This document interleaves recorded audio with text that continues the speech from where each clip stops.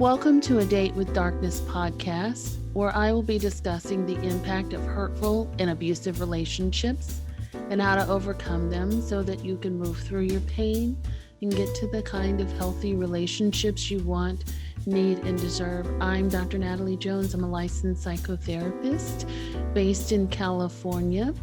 While I hope that you find this podcast educational and informational, please note it should not be substituted for treatment with a licensed mental health professional. Also, due to the nature of the podcast, some of the information presented on the show can be sensitive to some of my listeners, so please note that listener discretion is advised. Hello there. Hi, this is Dr. Jones. So I wanted to let you know that during the month of December, I will be recording a holiday series for A Date with Darkness podcast, and that's talking about all things narcissism and narcissistic abuse for the holidays. It's important to note that I will be referencing holiday season based off of US based culture. So commercial holidays in the United States. And I recognize that I have international listeners. And so I'm speaking from experience in which I have that's based on cultural specific norms in the United States.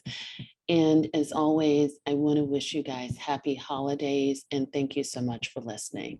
Hello and welcome back to the show. We're full speed ahead in holiday season, and thank you so much for, sharing that time with me. And I'm so happy to be here with you guys as always. And I definitely have a special holiday episode planned for you today, just like I did last week. And so, of course, we want to get through the administrative stuff. Please make sure that you sign up to be on the list, the mailing list, to be in the know of when the group membership coaching for narcissistic abuse, healing and recovery opens. So I am diligently working on that project. Also, if you want support, with other survivors of abuse, please join the free Facebook group, A Date with Darkness. And also, if you have any questions for me, any questions, comments, or concerns, a date with darkness at Gmail is the best way to reach me. If you want to sign up for my newsletter, weekly newsletter that comes out on narcissism and narcissistic abuse pretty religiously every week, then go to my website, drnataliejones.com. Download that free ebook that I have right now, which will be changing soon to another free ebook, but you can get that there and get on the mailing list and be in the know about all things narcissism or narcissistic abuse. So I thought I'd spend a little bit of time talking about, narcissists and the holidays in terms of what to expect from the narcissist in your life around the holiday season. And of course, I have my trusty pad of notes here of things that I definitely want to make sure that I touch on. You know how I do it. I do it old school style. Even though I have all the updated electronics, it's something about pen and paper that just does it for me. So I thought I'd start off by talking about some of the crazy stuff to expect from narcissists in your life around the holidays. And then, maybe we can move into definitely how to combat that. So we'll see how we run on time in this podcast episode, because if it gets a little lengthy, then I may talk about how to cope with it in a separate episode. So that's why I say maybe. So it'll definitely happen. It just may or may not be this episode. So hang in with me here. Okay. All right. So one of the first things to notice, and again, this is, I just want to mention that this is not, the stuff that I mentioned here is not meant to be diagnostic or anything like that, pathologizing in any way. It's just that some of the things that I've noticed about working with people who struggle with narcissism, working with clients who have been victims of narcissists, my own training, education, and experience. So that's what I'm bringing to you today. And so one of the first things, one of the first uh, characteristics.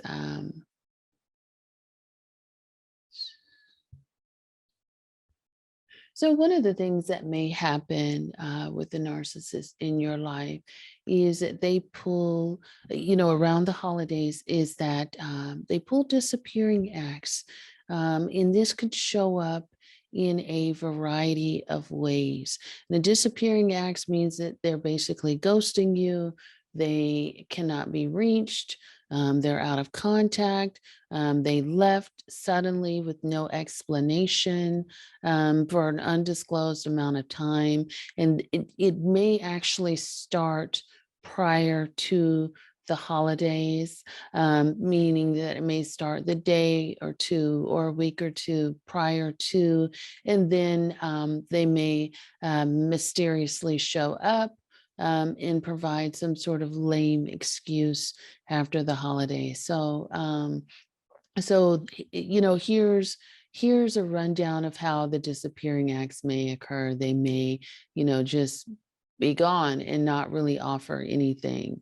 They just may disappear and then sort of provide an excuse. Oh, I don't, I don't do well around the holidays, or the holidays are challenging for me, or I don't really celebrate holidays. And meanwhile, this is stuff that is done without offering you any sort of information or context beforehand, or trying to come up with an alternative solution that works for both of you. And then, another way that they may disappear is by, being actually in the home, but being inaccessible. And so what this looks like is that they may be locked in their room all day, and they don't allow anyone to have access to them, and they refuse to come out. They refuse to engage with anybody. They refuse to come to dinner or meals or anything like that. And they won't answer when called upon. And so they've removed themselves from the situation and made themselves physically unavailable. And again, it comes without rhyme, reason, or explanation. It's just they have decided to remove that. Also, too, they don't want to talk about it. They don't want to talk to you or offer any sort of explanation about why they've chosen to do that. If they do, if they're pressed for an explanation, or if they're pressed for a reason, or if they're pressed to try and validate you as another caring, compassionate person would, then they're more than likely going to be very angry and inappropriately angry about being asked about reasonable explanations, and to have a reasonable conversation or communicate about what's going on. They're going to be irrational and just inappropriately angry about that. Okay. Number two, the second thing that they would do is make the holiday a living hell for everybody. So they have to be there. They have to participate. Then their MO is they're going to make everyone pay for it. And it's almost going to be like you are going to wish that they weren't there, right? And so wishing that they weren't there, some of the things they may do is throw a tantrum. They may make a scene. They may get abusive and start hitting people or doing things that are inappropriate, groping, they may give you the silent treatment. So they may stay physically present in the room while everybody's sort of engaging, and they kind of look like the odd person out by just sitting there and refusing to engage, or they're sitting there and they're sulking. So they just are like, they have this frown, and it's obvious that they don't want to be there and they're upset. And it's kind of like they're throwing like a silent tantrum in the room. Another thing that they may do is they may destroy the house by destroying property, tearing up things, tearing down decorations, destroying gifts. Um, and just doing things like that. And one other thing that I should mention is becoming inebriated and displaying totally inappropriate behavior while under the influence, and just again being a source of embarrassment, or you may one of the telltale signs you may feel is like you might feel like you wish that they weren't there.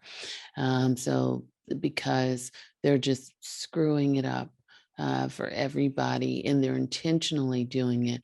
And as the day goes on, the night goes on, or the holiday goes on, they just progressively get worse, and they're very unapologetic about it. Um, and so people are noticing that negative energy in the room, or that toxic energy in the room. Number three, they make it a point to embarrass you in front of other people. And so, what this looks like might be getting into an argument. This might be airing dirty laundry. This could be name calling or other forms of disrespect. It could be, throwing your clothes out of the house or destroying all of your gifts. It could be, talking about personal things with your friends and family members, and sharing private moments or private business with people that shouldn't have access to that information. But the point of their actions is to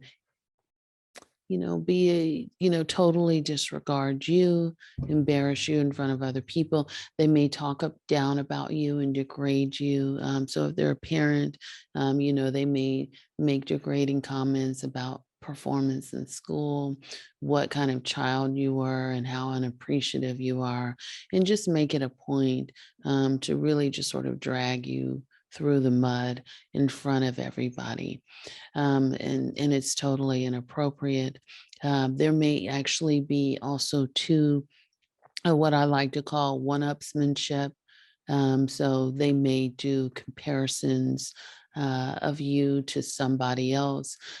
So what that may look like is, let's just say your parent is a narcissist, and friends or friends of the family come over, and they may be comparing Natalie to Bobby's daughter, Susan.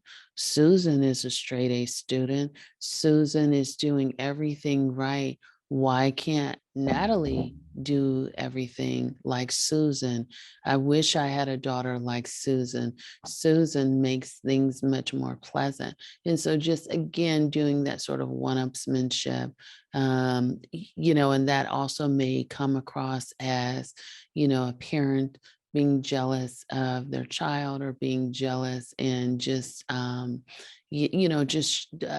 a narcissistic person being jealous in general, in trying to one up or compare themselves to you, or lashing out at you for something that they may feel that you did better than them, or something that you did that they felt took the attention off of them. So maybe getting some lashing out for those things. Again, very trivial in nature, but they cause a huge ripple effect when there's like this source of embarrassment or shame in the room, and this person just will not stop.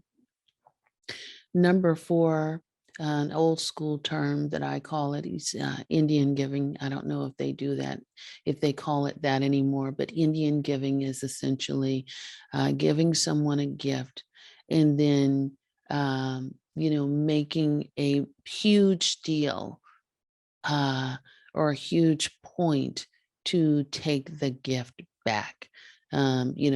They want to punish you in some way or withdraw their affection or their attention towards you by taking their gift back.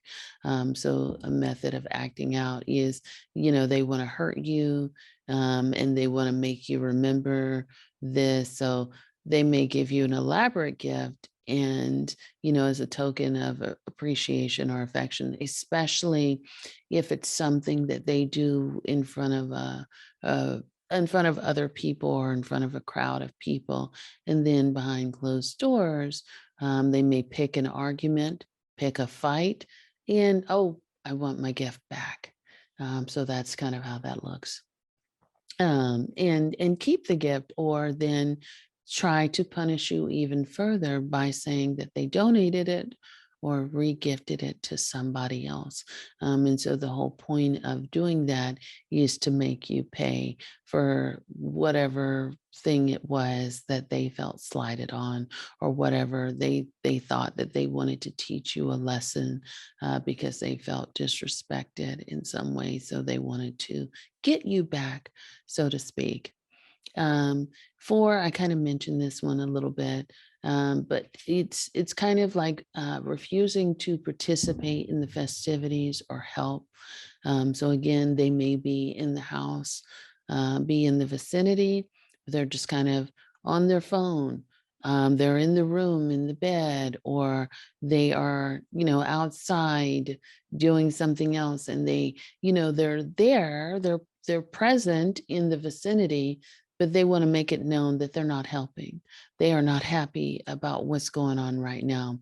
So they have chosen not to be a part of what's happening right now. So they've eliminated themselves and they don't care how much work you're doing. They may actually also, what they may do is put in a request of something that they would like. So they may request that you do all this food. They may request that you make up a room for extended family members who they've invited over, right? So they may have invited over a bunch of other family members or planned a bunch of other events, but when it comes to setting up, getting things ready, or actually participating, they're not going to do that. Right. Okay. And so let's see here, number six, I think is where I'm at.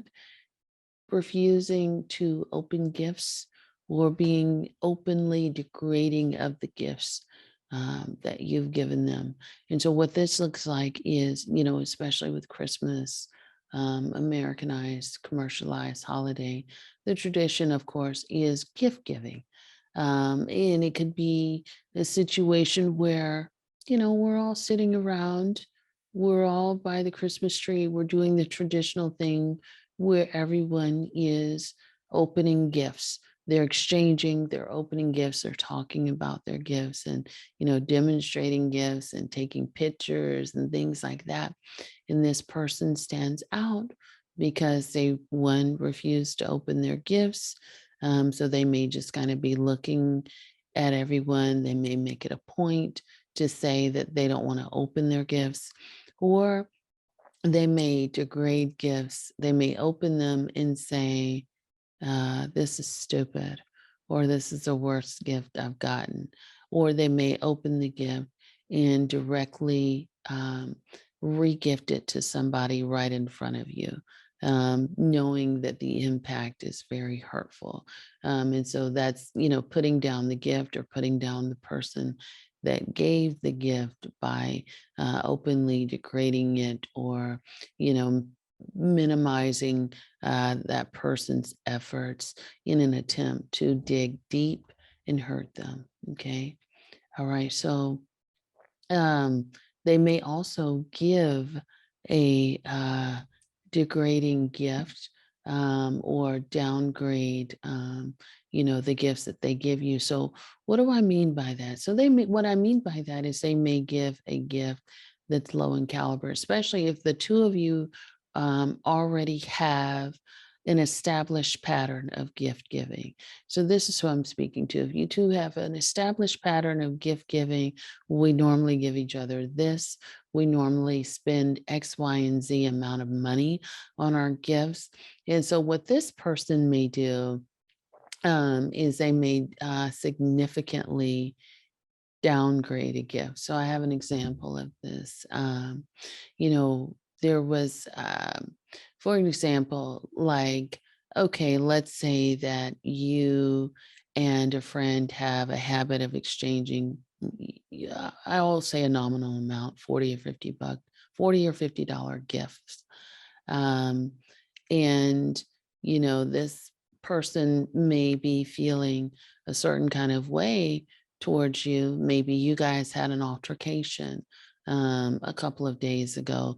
Maybe things haven't been going well in the relationship in general. And so instead of saying, I don't feel comfortable with where our friendship is at or where our relationship is at, what this person will do is they'll give you a nominal gift or a menial gift. So they may give you something like, maybe like um, a card with no thought behind it, no nothing. They may even get you nothing just because they want to make you suffer. And again, this is all without communicating how they feel. And it's also apparent that this person is doing this because they have a certain feeling of disdain or anger or resentment towards you. They want to make you suffer. The other way that they may degrade you with the gift giving is they may make it a point to get you nothing, or they may make it a point to get you a menial gift and give you a lame excuse or no excuse about it, in which kind of leaves you stunned because, again, if you guys have an established history of gift giving, you may be expecting this and have spent the time and effort to get them this. And so they'll do that. They'll give you that menial gift or nothing, and then make it a point to display that they're giving someone a very extravagant gift. So again, this is all about making you suffer. It's all about putting on a display or putting on airs. So they're going to give someone else an over-the-top gift, something that is going to attract a lot of attention, something that's going to make you probably feel very jealous, insecure, or question the relationship, maybe even question your worth, because it's like, hey, I thought we were, I don't really understand what's happening right now.